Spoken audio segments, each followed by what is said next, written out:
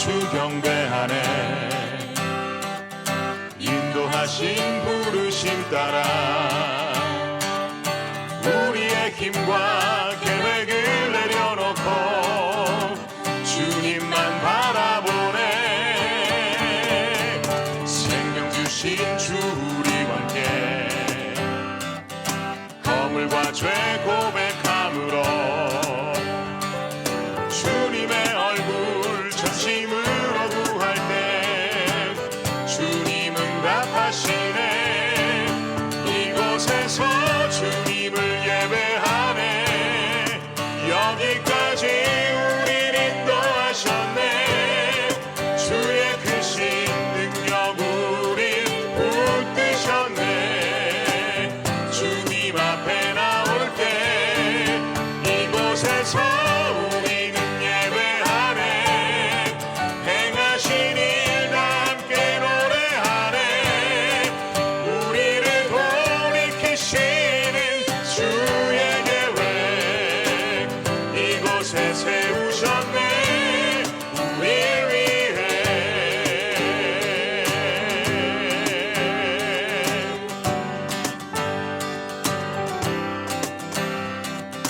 모두 나와 주 경배하네. 인도하신 부르심 따라 우리의 힘과 계획을 내려놓고 주님만 바라보네. 생명 주신 주 우리와 함께 허물과 죄 고백함으로 주님의 얼굴 전심으로 구할 때 주님은 답하시네. 이곳에서 주님을 예배하네. 여기까지 우릴 인도하셨네. 주의 크신 능력 우릴 붙드셨네. 주님 앞에 나올 때 이곳에서 우리는 예배하네. 행하신 일 다 함께 노래하네. 우리를 돌이키시는 주의 계획 이곳에 세우셨네. 이곳에서 주님을 예배하네. 여기까지 우릴 인도하셨네. 주의 크신 능력 우릴 붙드셨네. 주님 앞에 나올 때 이곳에서 우리는 예배하네. 행하신 일 다 함께 노래하네. 우리를 돌이키시는 주의 계획 이곳에 세우셨네. 이곳에서 주님을 예배하네. 여기까지 우릴 인도하셨네. 주의 크신 능력 우릴 붙드셨네. 주님 앞에 나올 때 이곳에서 우리는 예배하네. 행하신 일 다 함께 노래하네. 우리를 돌이키시는 주의 계획 이곳에 세우셨네. 우리 위해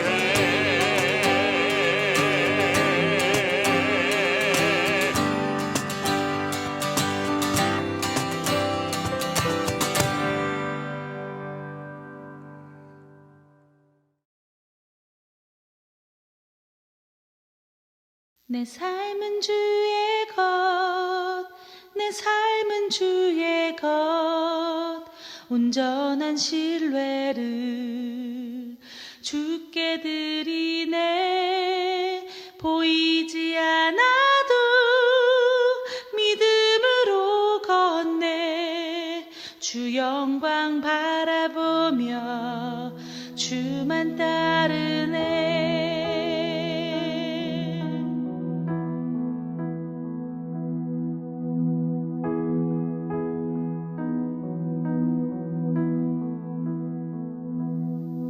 주님 내 길을 잘 아시네. 하시고 내 걸음하시네. 어둠에서 빛을 내시는 그분을 믿네. 무엇으로 주를 섬길지 어디로 가야 할지 헤매이는 나를 아시고 길을 여시네.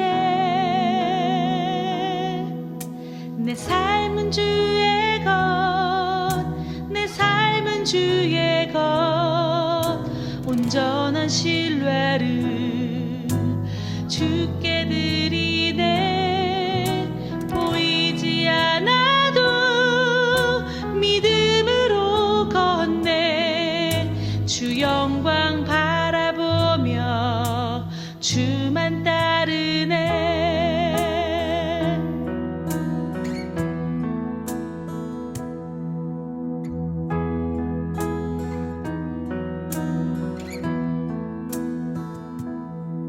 주님 내 길을 잘 아시고 내 걸음하시네. 어둠에서 빛을 내시는 그분을 믿네. 무엇으로 주를 섬길지 어디로 가야 할지 헤매이는 나를 아시고 길을 여시네. 내 삶은 주의 것, 내 삶은 주의 것, 온전한 신뢰를 주께 드리네. 보이지 않아도 믿음으로 걷네. 주 영광 바라보며 주만 따르네. 좁은 길을 따르라 승리의 주, 영원한 생명 되시네. 고난 중에 순종을 배워가며 너의 모든 삶 맡겨드리리. 좁은 길을 따르라 승리의 주, 영원한 생명 되시네. 고난 중에 순종을 배워가며 너의 모든 삶 맡겨드리라. 내 삶은 주의 것, 내 삶은 주의 것, 온전한 신뢰를 주께 드리네. 보이지 않아도 믿음으로 걷네. 주 영광 바라보며 주만 따르네. 내 삶은 주의 것, 내 삶은 주의 것, 온전한 신뢰를 주께 드리네. 보이지 않아도 믿음으로 걷네. 주 영광 바라보며 주만 따르네.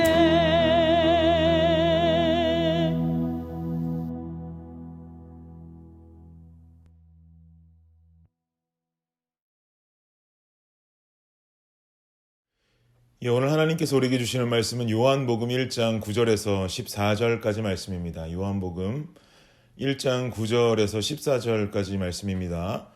우리 한 목소리로 함께 합독해 보도록 하겠습니다. 시작.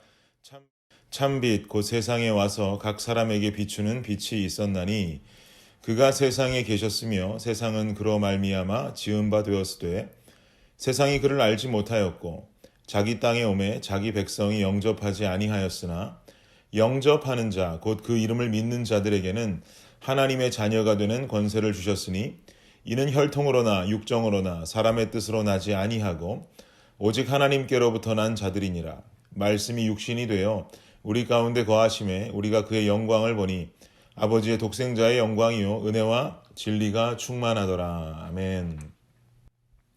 요한복음 두 번째 시간입니다. 바보가 바보에게라는 제목으로 오늘 말씀으로 은혜 나누길 원합니다.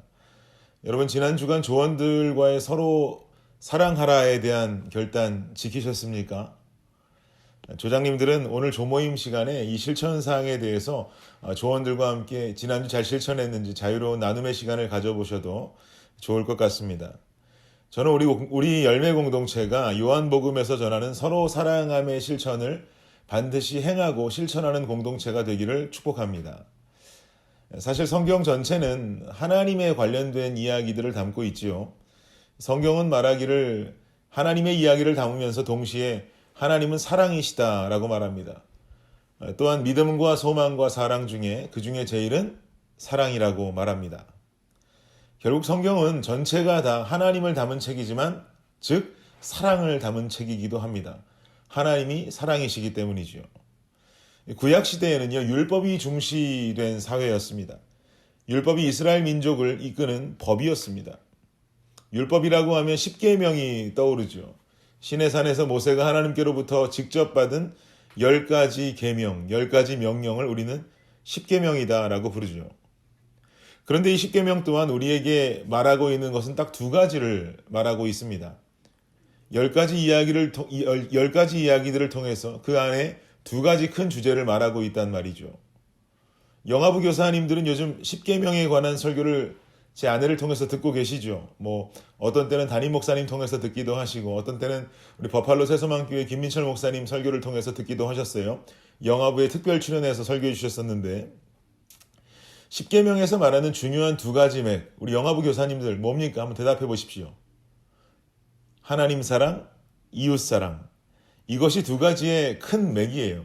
10가지의 이야기를 십계명에서 전하지만 그 안에서 큰 주제 두 가지, 하나님 사랑, 이웃 사랑에 대한 이야기를 계속해서 하고 있는 겁니다.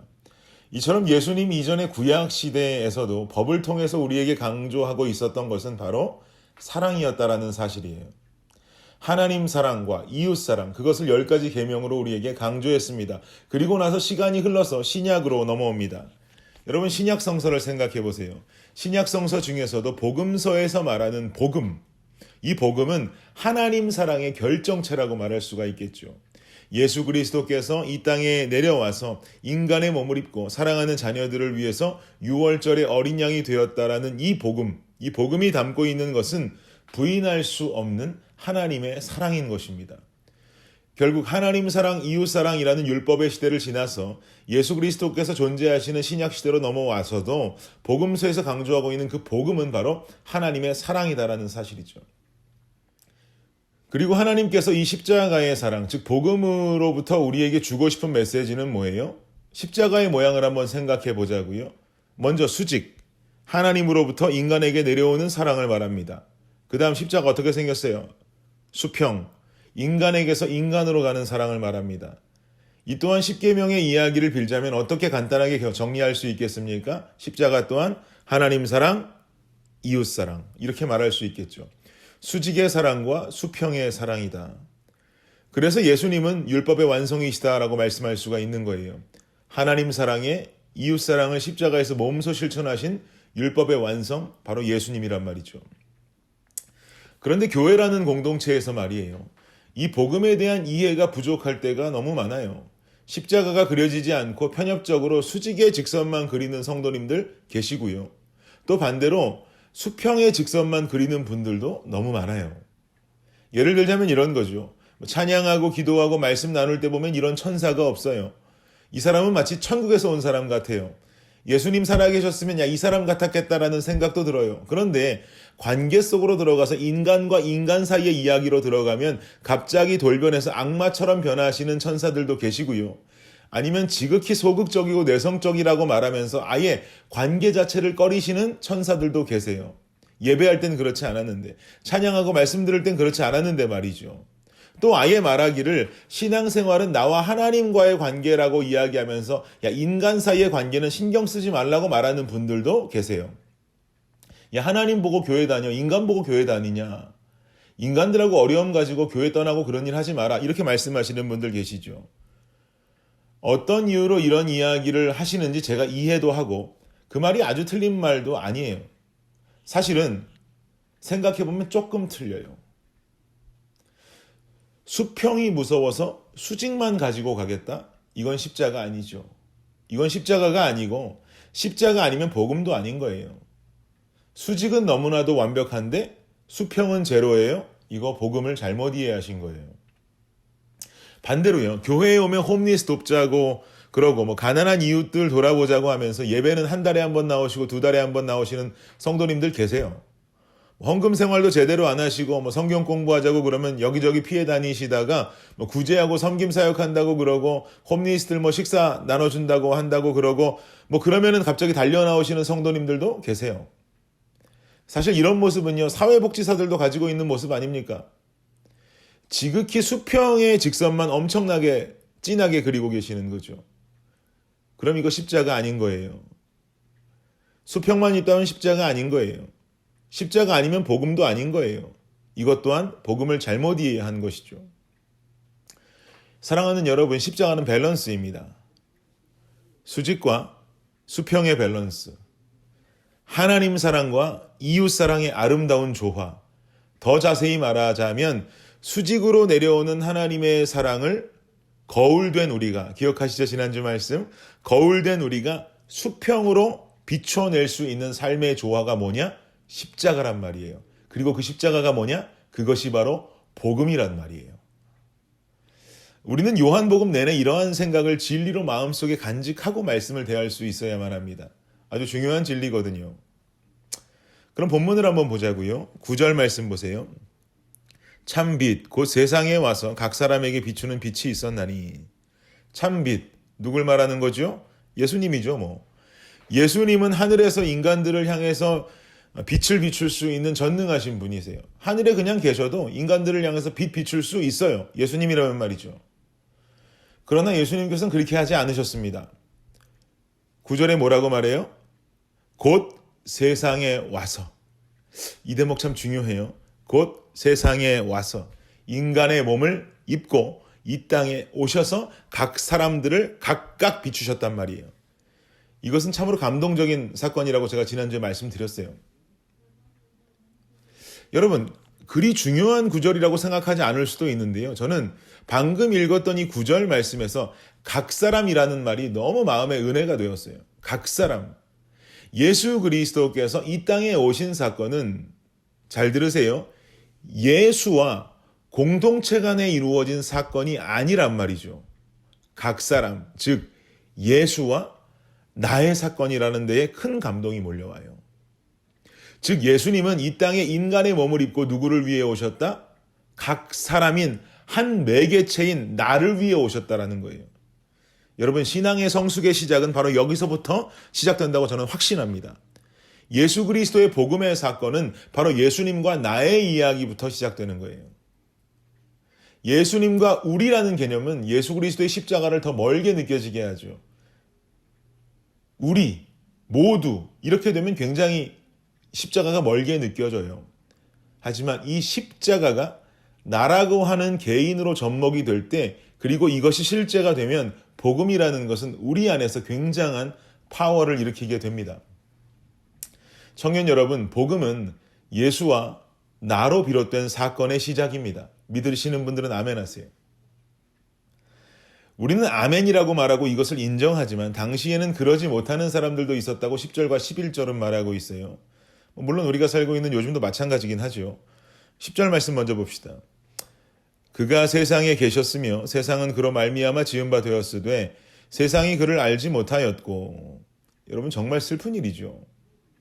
빛이 왔는데 빛이 비춰도 빛으로 보지 못하는 영적인 맹인들이 세상에 많았다라는 이야기예요. 근데 11절 읽으면 마음이 더 아파집니다. 11절 보세요. 함께 읽을까요? 시작. 자기 땅에 오매 자기 백성이 영접하지 아니하였으나. 자기 땅에 오매. 우리가 살고 있는 이 땅, 예수님의 땅이 맞아요. 자기 땅 맞단 말이에요. 예수님 없이 창조된 것은 하나도 없다고 지난주 본문에서 얼마나 많이 강조했습니까? 예수님이 창조하신 자신이 주인 되어야 하는 이 땅에 드디어 주인이 왔단 말이죠. 자기 백성 또한 이 또한 자신이 직접 만드신 창조물 인간들이라는 놈들이 있는데 이 인간들이 이 땅의 주인이고 자신의 주인인 예수 그리스도께서 이 땅에 오셨음에도 불구하고 이 예수님을 영접하지를 않아요. 지극히 환대한단 말이죠. 이 예수님을 환영하지 않았단 말이에요. 예수님은 자기가 만든 창조물인 세상의 빛으로 오셨는데 역시 자기가 만든 그것도 만들고 나서 보시기에 야 심히 좋았더라라고 말씀하신 예수님의 창조물, 예수님 최고의 역작이라고 할 수 있는 인간들이라는 녀석들이 자신들을 작품으로 만들어주신 그 주인을 환영하지를 않는단 말이에요. 영접하지 않았단 말이에요. 여러분 정말 이거 슬픈 일 아닙니까? 제가 예수님이었다면 그냥 다 싹 다 태워버리던지 물에 담가버리던지라도 해서 다시 새롭게 창조하고 새롭게 시작할 것 같은데 예수님은 그러시지를 않아요. 노아 시대 때 물로 담가버리시고는 다시는 이렇게 심판하지 않겠다고 무지개 띄워주셨던 그 약속을 기억하셔서 그러는지는 몰라도 예수님은 이렇게 심각한 문제를 심판으로 마무리하지를 않으세요. 되려 예수님은 이해할 수 없는 더 큰 사랑으로 안아버리고 품어버리세요. 12절 보세요. 함께 읽읍시다. 시작. 영접하는 자, 곧 그 이름을 믿는 자들에게는 하나님의 자녀가 되는 권세를 주셨으니. 아멘. 영접하는 자, 즉 나를 환대하고 나를 믿는 자, 그 자들은 내가 나의 자녀가 되는 권세를 주겠다. 물론 지금 이놈들이 하는 짓이라고는 호로자식 중에도 최악의 호로자식들이 하는 일을 하고 있지만 그래도 지금이라도 너희가 나를 믿고 환영하고 따른다라고 한다면 그럼 괜찮아. 그럼 괜찮아. 내가 다 용서해 줄게. 용서뿐만이 아니라 너희들 나의 자녀가 되는 축복의 권세를 내가 부여해 줄게 라고 말씀하시는 거예요. 이것이 바로 심판이 아닌 더 큰 사랑으로 안아버리시는 하나님의 모습인 거죠. 그럼 마음속에 어떤 생각 들어요? 그럼 저는 하나님의 자녀 될래요. 자녀이고 싶은데요. 하나님 따르는 자가 되고 싶은데요. 제가 어떻게 해야 예수님을 영접하는 자의 모습이 되는 걸까요? 라는 질문 생기겠죠. 13절 보세요. 이는 혈통으로나 육정으로나 사람의 뜻으로 나지 아니하고 오직 하나님께로부터 난 자들이니라. 아멘. 무슨 말이에요? 거듭나야 된다. 거듭나야 된다. 이 거듭남은 혈통으로 육정으로 다시 나는 것 아니야. 너희 엄마를 통해서 다시 태어나는 것 아니야. 즉 인간을 통한 거듭남이 아니라 오직 하나님께로부터 다시 태어남을 경험하는 자가 되어야 한다는 거예요. 다시 말해서 새 사람 되어야 된다. 하나님으로 인해서 다시 태어나는 새 창조물이 되어야 한다. 그 사람이 바로 하나님 따르는 자녀이고 주님 영접하는 자라는 거예요. 새 창조물은요, 하나님 말씀대로 사는 사람이어야겠죠. 주님 명령 따르는 자들이어야겠죠. 하나님 말씀대로 명령 따르며 사는 사람은 어떤 사람이에요? 기억하세요. 서론에 말씀드린 것. 수직과 수평의 밸런스, 진정한 복음으로 살아가는 자, 하나님 사랑과 이웃 사랑을 삶 속의 몸소 실천하는 자, 이렇게 살아야 거듭난 자라는 거예요. 아멘. 그럼 여러분 물을게요. 하나님 영접하신 건 맞아요? 유식한 말로 중생, 쉽게 풀면 거듭남. 여러분 거듭나셨어요? 이야기 듣다 보니까 예스라고 말하기 조금 거북하고 부족하게 느껴지시지요. 몇 주 전에 담임 목사님 주일 설교에서 잠깐 지나치듯이 소개된 이야기에서 저는 굉장히 큰 감동을 받았어요. 목사님 부부가 이웃사랑 실천하시기 위해서 고민하다가 어떻게 실천할까를 고민하시다가 옆집에 사시는 할아버지가 예수님 믿지 않는 것이 생각나셨단 말이죠. 그래서 작은 선물을 사가지고 옆집 사시는 할아버지를 찾아가셨다는 거예요. 주일에 교회 가지 않으시는 모습을 알고 복음을 전하기 위해서 용기를 내셨다는 거지요. 그 말씀에 제가 큰 은혜를 받았어요. 역시 우리 목사님 부부 존경하지 않을 수 없다라고 생각하게 됐어요. 이런 삶의 실천적인 모습을 김준일 목사의 삶 속에서 제가 스스로 뒤져보니까 혼잣말로 제 자신에게 이렇게 중얼거리게 되더라고요. 김준일 목사, 너 목사 되려면 아직 멀었다 라고 혼자 중얼거렸어요. 제 삶 속에서는 이런 노력 찾아보기 참 쉽지 않았어요. 여러분 어떠세요? 거듭남의 삶을 실천하며 살아가고 있습니까? 하나님 사랑, 이웃 사랑의 십자가의 도를 실천하며 살고 있어요?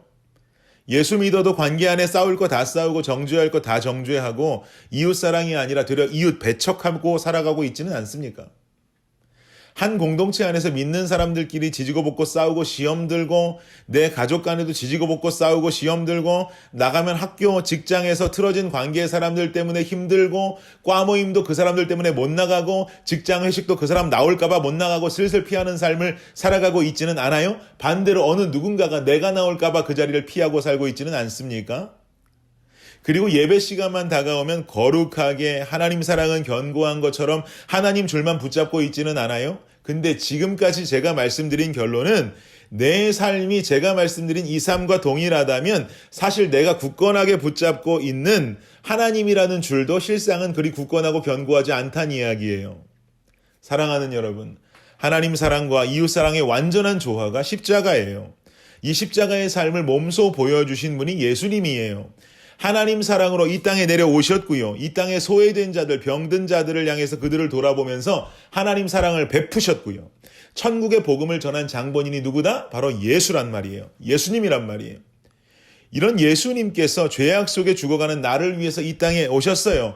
헐떡거리면서 숨 못 쉬고 죽어가는 나를 십자가로 인공호흡하셨어요. 그리고 결국 겨우 살려내셨어요. 가만히 놔두면 죽을 수밖에 없던 내가 끝내 이 십자가로 살아났어요. 그리고 내가 살아난 뒤에 정신을 차리자 주님께서 내 눈을 똑바로 쳐다보고 명령하시길 뭐라고 말씀하시냐면 내가 너를 살린 그 십자가의 길을 너도 함께 갈 수 있겠니? 라고 여쭈시는 거예요. 여러분 뭐라고 대답하실래요? 죽을 놈 살려놓은 이 세상의 구원자의 부탁 앞에 누가 감히 노라고 대답할 수 있겠습니까?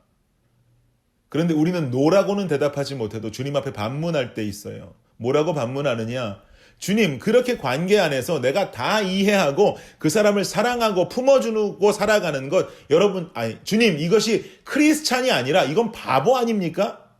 라고 반문하게 돼요. 주님, 그렇게 내가 관계 속에서 이해하고 어떻게 살아요? 어떻게 사랑하고 품어주고 살아요? 이거 크리스찬 아니죠? 주님, 이건 바보잖아요.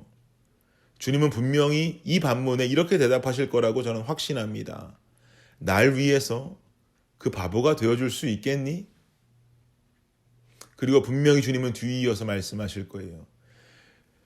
네가 살아갈 그 바보의 삶 뒤에 이해하지 못할 평안을 선물로 줄게. 그 바보의 삶 뒤에 이해하지 못할 기쁨을 너에게 선물로 줄게. 주니라, 그게 천국이야. 나의 부탁을 들어주는 것, 그것이 나의 통치를 인정하는 것이야. 나의 통치를 인정하는 그곳에서 네가 죽지 않고도 천국을 분명히 경험할 수 있어 라고 말씀하세요. 사랑하는 청년 여러분, 주님 부탁이라면 주님을 위해 바보로 살 수는 없겠습니까? 나를 괴롭게 하는 이가 있습니까? 나와는 도저히 맞지 않는 사람이 있어요? 하는 짓이라고 모조리 재수없고 보기만 해도 짜증나는 누군가가 있어요? 그런데 그 사람과 대화하고 그 사람을 맞춰주고 마음을 열어서 품어주는 것 바보 같아요? 병신 같아요? 그렇다면 여러분 주님을 위한 바보가 됩시다. 우리 주님의 사랑은 죄인을 사랑으로 품어서 자녀로 만드신 사랑이에요. 이게 십자가고 이게 복음이에요. 그리고 따라오라고 말씀하세요. 네 십자가 네가 지고 나를 좀 매일같이 따라오라라고 말씀하세요. 우린 뭐라고 대답해요? 주님이니까 하죠. 하나님이니까 가능하죠. 제가 인간인데 어떻게 합니까? 주님은 주님이지 난 인간이잖아요. 어떻게 그렇게 살 수가 있어요? 여러분, 우리 주님도 인간 옷 입고 하셨어요. 우리 주님도 인간의 몸을 입고 하셨어요. 여러분 맨날 못한다고 징징거리지 말고 한번 해봅시다. 도전해봅시다. 그까짓 거 바보 한번 되라고 하면 바보 되어봅시다. 그리고 그 삶에 주님 주시는 천국이 있는지 없는지 한번 우리가 두 눈 똑바로 뜨고 확인 한번 해봅시다. 우리 열매 공동체가 시범 운영해보는 거예요. 우리 공동체 안에서 다 같이 바보가 되어보는 거예요. 우리 공동체가 이것을 다 함께 결단하면 우리 공동체 얼마나 아름다워지겠습니까? 누가 실수를 해도 품어주고 누가 모간한 성격이 있어도 품어주고 관계의 어려움을 만드는 지체가 있어도 그 사람을 안아주고 근데 중요한 건 이런 실천을 나만 하는 게 아니라 너도 하고 쟤도 하고 공동체 전체가 한다면 이곳은 순식간에 천국으로 변하게 될 것입니다. 아멘. 그러면은요 어떤 현상이 일어나느냐 주위에서 이 천국을 목격해요. 열매 공동체라는 이 천국을 목격합니다. 그렇게 살아가고 있는 이 천국을 목격해요. 그리고는 주위에 있는 사람들이 이 천국으로 들어오기를 원합니다. 예수를 믿던지 안 믿던지 분명 이 천국을 들어오고 싶어 할 것입니다. 그 사람들을 또다시 또 허용하고 함께 천국의 질서를 알려주고 함께 세워가고, 그러면 이것이 바로 거듭난 삶, 거듭난 공동체가 되는 거예요. 여러분, 바보가 됩시다. 세상의 바보는 무시당하지만 주님의 바보는 천국을 선물로 받습니다. 아멘. 그런데 그 천국을 우리 공동체에서 우선 실현해 보자는 거예요. 그리고 세상의 천국을 그대로 보여주자는 거예요. 여러분, 기대되지 않습니까? 이게 바로 하나님의 원함이에요. 그렇다면 어떻게 해야 바보가 될 수 있을까? 마지막으로 바보가 되는 방법 한 가지만 나누고 설교 마칠게요. 오늘 설교 중요합니다. 그러니까 끝까지 집중해 주세요. 바보가 되려면 가져야 하는 중요한 생각 한 가지가 있어요. 따라해 봅시다. 십자가를 원치 않는 존재는 사단이다. 다시 한번. 십자가를 원치 않는 존재는 사단이다. 무슨 말이냐? 우리 눈에 도저히 품지 못하고 사랑하지 못할 누군가가 있어서 내가 주님의 바보가 되기 불가능하게 만들어지고 있다고 한다면 그 안에서 일하는 존재는 바로 사단이라는 것을 명심해야 합니다. 십자가를 가장 겁내는 건 누구겠어요? 사단이죠. 내 삶의 천국을 만들지 못하게 하고 십자가가 실천이 되어서 세상이 예수의 향기로 덮이는 것을 가장 무서워하는 존재가 누구겠어요? 사단이죠. 사단은 이것을 아주 싫어합니다. 본인의 영역이 없어지는 것이니까요. 그래서 누군가를 보는 나의 시선 속에 자꾸 사단은 역사합니다. 상대의 꼴보기 싫은 모습을 더욱 보이게 합니다. 상대의 재수없는 모습을 자꾸 보이게 합니다. 짜증나는 일들만 자꾸 만들어냅니다. 결국 내 안에도 또 상대 속에도 사단은 끊임없이 우리의 관계를 무너뜨리려고 노력합니다. 그런데 우리는 이 안에서 사단의 역사를 증오하지 않고 어떤 현상을 벌이느냐? 결국 인간을 증오하게 된다는 거예요. 이게 바로 사단의 계략이란 말입니다. 인간은 누구나 하나님께서 만들고 창조하신 고귀한 존재들입니다. 사랑의 존재예요. 사랑의 결정체예요. 결국 이 안에 선악과를 통해서 죄가 들어왔어요. 그리고 선악과를 통해서 죄가 들어왔고 죄인이 되기 시작한 그 시작 속엔 누가 있어요? 사단이 있었다라는 것을 잊지 마세요. 우리는요, 아담과 하와가 선악과를 먹은 사건을 대하면서 어느 누구도 야, 하와가 발랑 까졌네, 아담은 줏대도 없네, 이런 말 하지 않아요. 아담과 하와 성격 욕하는 사람 없어요. 여기서 선악과 먹었다고 하와가 발랑 까졌네, 아담이 줏대 없네, 이런 말하는 목사님 보셨어요? 뭐 농담으로 하셨을지는 몰라도 실제로 이렇게 생각하는 목사님들 없어요. 결국 이것은 어떻게 해석해야 하느냐? 교활한 사단의 유혹 앞에 무너지는 인간의 연약함이다라고 해석해야 맞지요. 여러분, 바로 이게 진리예요. 여러분, 우리 모두는 연약해요. 그래서 나도, 너도, 쟤도 모두가 다 연약하기 때문에 어떻게 되느냐? 사단의 유혹 속에 쉽게 넘어가요. 사단이 원하는 나 편한 대로의 인생을 살려는 굳은 의지가 있어요. 그런데 나와 서로에게 일어나는 이런 사단의 유혹들을 인정하지 않고 인간 자체만 증오하고 싫어하고 재수없다고 밀어낸다면 선악과 사건 속에서 사단은 쏙 빼놓고 아담과 하와가 발랑 까졌네, 줏대 없네라고 욕하는 것과 동일한 거예요. 사랑하는 여러분, 내 시선을 왜곡시키는 상대의 단점만 보게 하는 사단의 역사 속에서 벗어나시기를 축복합니다. 그리고 상대 역시 사단의 일함 속에서 한없이 괴롭힘을 당하고 있는 연약한 존재라는, 영혼이라는 것을 이해하시기를 바랍니다. 우리가 함께 이런 교활한 사단을 이기고 그곳을 천국으로 만들고 천국 속으로 입장하는 방법 뭐라고요? 바보가 되어서 안아주고 품어주는 거란 말이에요. 그 안에 존재하는 사단을 봐야지. 그 안에서 유혹당하고 연약하게 무너지고 있는 사람을 보면서 손가락질하고 욕하고 내 눈 속에 사단이 죽어 있는 색안경 속에 푹 빠져가지고 그 사람의 나쁜 모습만 보게 되고 여기에 무너지지 말란 말이죠. 그걸로 인해 사람 미워하고 사람 정죄하는 삶은 살지 말란 말이죠. 여러분, 우리 열매 공동체가 먼저 실천할 수는 없겠습니까? 오늘부로 우리 열매 공동체를 하나님의 바보 공동체를 실현하는 시범 공동체로 선포합니다. 그리고 얼마나 우리가 천국을 누리게 될 수 있는지를 한번 경험해 봅시다. 그리고 우리에게 임한 그 천국에 믿지 않는 자들을 초대해서 함께 더 멋진 천국을 한번 만들어가 봅시다. 바로 이것이 하나님의 간절한 바람입니다. 바람을 이루어드리는 저와 여러분이 되시기를 주님의 이름으로 축복합니다. 결론을 맺겠습니다. 우리는 십자가 삶에 대한 사도 바울의 고백을 익히 들어서 잘 알고 있습니다. 예수 그리스도 십자가 죽음에 이미 나라는 존재는 함께 죽었고 이제는 더 이상 나의 삶을 내가 사는 것이 아니고 날 위해 죽으신 예수 그리스도께서 내 안에 삶을 살고 계시는 것이라는 갈라디아서 2장 20절 말씀은 지겹게도 들어온 말씀입니다. 바울의 고백대로라면 복음을 믿고 받아들이는 사람의 삶에서 나타나야 할 것은 더 이상 김준일이라고 하는 개인의 모습이 아니요 날 위해 죽으신 예수 그리스도가 삶을 통해 나타나야 한다라는 주장입니다. 하나님 사랑, 이웃 사랑을 실천하지 못하게 만드는 사단의 계략에 우리가 넘어가서 하나님 창조하신 아름다운 어떤 누군가를 싫어하고 정죄하고 공격하는 인생을 살고 있다면 이것은 사단의 계략 앞에 나 자신이 무너지고 끝나는 사건이 아닙니다. 그리스도인이라면 그리고 바울의 고백을 알고 살기 원하는 내가 무너지는 것이라면 그것은 사단 앞에 죄 없는 그리스도를 무릎 꿇게 만드는 일입니다. 사랑하는 여러분, 우리의 구원자 예수 그리스도를 사단 앞에 한없이 힘없고 무능한 존재로 만들지 맙시다. 우리 주님은 그런 분 아닙니다. 주님이 더 주님다워지고 주님을 구원자로 드높일 수 있는 것은 오직 사랑뿐입니다.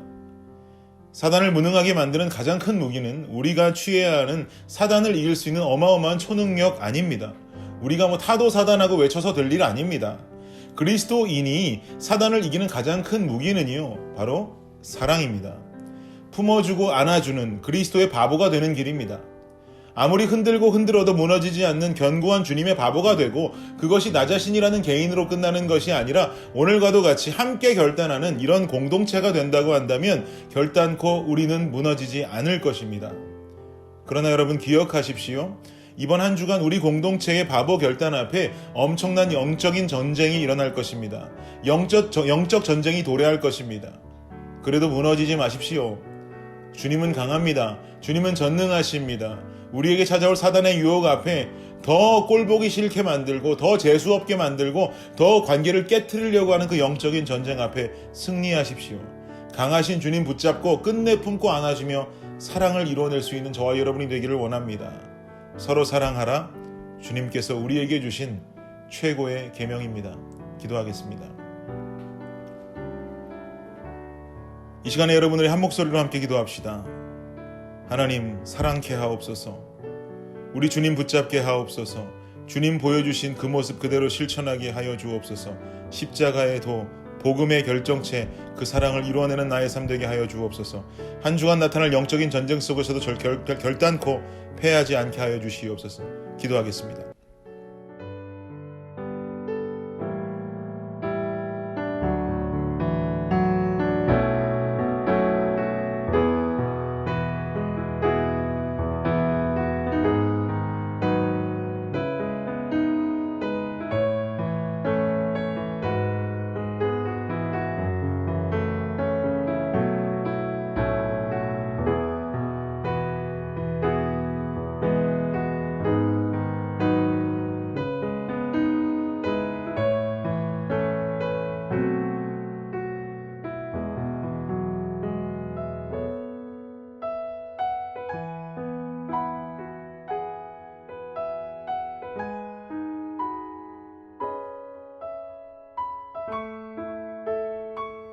지금은 우리 주 예수 그리스도의 은혜와 무한하신 하나님의 사랑과 놀라운 성령의 은총이 지금 이 시간 바보가 되기를 결정하며 주님을 위한 바보가 되기를 결정하며 사랑을 실천하기 원하는 모든 청년들 머리 위에 지금으로부터 영원까지 함께 하시기를 우리 주 예수 그리스도의 이름으로 축원하옵나이다. 아멘. 조별로 만나서 은혜 나누는 시간 되시기를 바랍니다. 감사합니다.